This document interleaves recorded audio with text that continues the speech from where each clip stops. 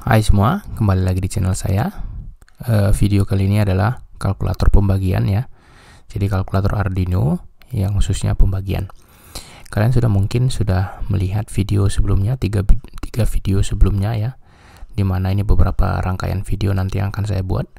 Jadi salah satunya yang akan kita bahas sekarang adalah kalkulator Arduino pembagian. Oke, mari kita saksikan videonya. Nah, seperti biasa, kodenya sudah saya ketikkan untuk menghemat waktu dan data yang kalian punya. Jadi di depan itu ada dua fungsi yang saya tuliskan, yaitu fungsi setup dan fungsi loop. Di fungsi setup sama ya. Sekarang serial monitornya saya buat baud rate-nya sekitar 115.200. Terus saya tulis di serial sebelum masuk ke bagian loopnya, selamat datang di program kalkulator pembagian dua angka ya. Konsepnya hampir sama, tapi ingat di dalam pembagian setiap angka dibagikan dengan 0 itu hasilnya error ya, atau tidak terdefinisi kalau dalam bahasa matematikanya ya. Jadi di dalam program ini saya tambahin supaya bisa mengeksekusi kalau dia dibagi dengan 0. Kecuali 0,001 misalkan, tapi ini 0 ya, benar-benar 0. Oke, kita lihat program loopnya. Seperti biasa kita deklarasikan sebuah variabel lokal. Kenapa saya katakan variabel lokal? Ini sudah saya jelaskan berkali-kali di video-video yang jauh sebelumnya ya, bahwasanya kalau dia ditempatkan di dalam fungsi variabelnya maka disebut variabel lokal. Kalau ditempatkan di luar fungsi, misalkan yang ada di atas misalkan di sini, atau di luar fungsi lah pokoknya, maka disebut dia variabel global. Nah, dimana itu jenisnya ada banyak. Nah, yang saya gunakan itu variabel lokal yang biasa ya. Nah, setelah saya definisikan variabel tersebut, maka saya buat kode untuk mengambil data dari serial monitor. Oke, konsepnya sama, ini untuk mengambil data ya, satu data dari serial monitor. Kalau ada 10, maka 10 biji yang seperti ini. Nah, ini artinya 4 di sini adalah 4 digit ya, 4 digit di belakang koma kalau misalkan datanya dalam bentuk desimal. Nah, pertanyaannya kenapa saya gunakan jenis variabel bertipe float? Karena kan perhitungan kita kan bicara bilangan real, bukan bicara bilangan integer, artinya tidak ada koma. Integer itu tidak ada koma, dari minus tak berhingga sampai positif tak berhingga. Jadi dia jenisnya float, yaitu bilangan real dari minus tak berhingga bilangan desimal atau yang bilangan bulat sampai plus tak berhingga bilangan bulat atau bilangan pecahan atau desimal. Oke.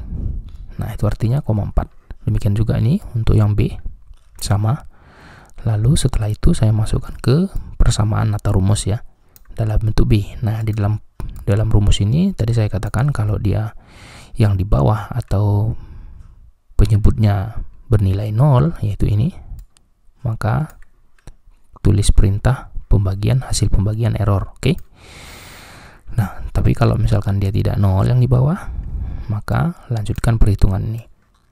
Oke, sederhana aja algoritmanya. Sekarang saya compile, di Uber prevent atau compile dulu.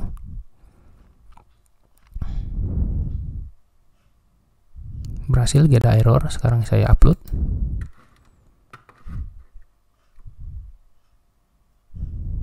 Kita lihat di serial monitor.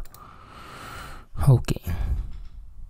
Nah, selamat datang di program kalkulator pembagian dua angka. Sekarang kita masukkan nilai A. Kita bikin dulu bilangan bulat positif ya.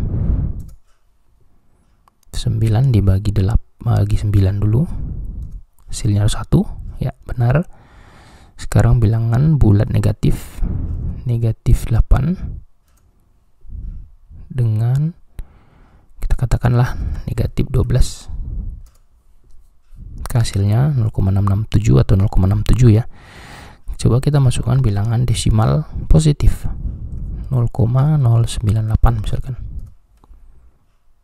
Lalu bilangan bulat positif kita katakanlah 1000 ya. Hasilnya adalah 0,01. Oke. Nah, sekarang kita lihat dulu apakah dia berfungsi algoritmanya kalau yang di bawah atau penyebutnya bernilai 0. Kita katakanlah dulu yang pembilangnya adalah bilangan bulat positif. Kita kasih 0 yang di bawah atau penyebutnya. maka hasilnya adalah error. Oke, seperti yang tertulis di sini. Baik, itulah dia dulu rangkaian video saya untuk kalkulator Arduino pembagian. Nah, perlu dicatat Arduino menggunakan AVR328 yang artinya dia memori 8 bit. Tidak bisa mengeksekusi perkalian atau pembagian dalam digit yang besar ya.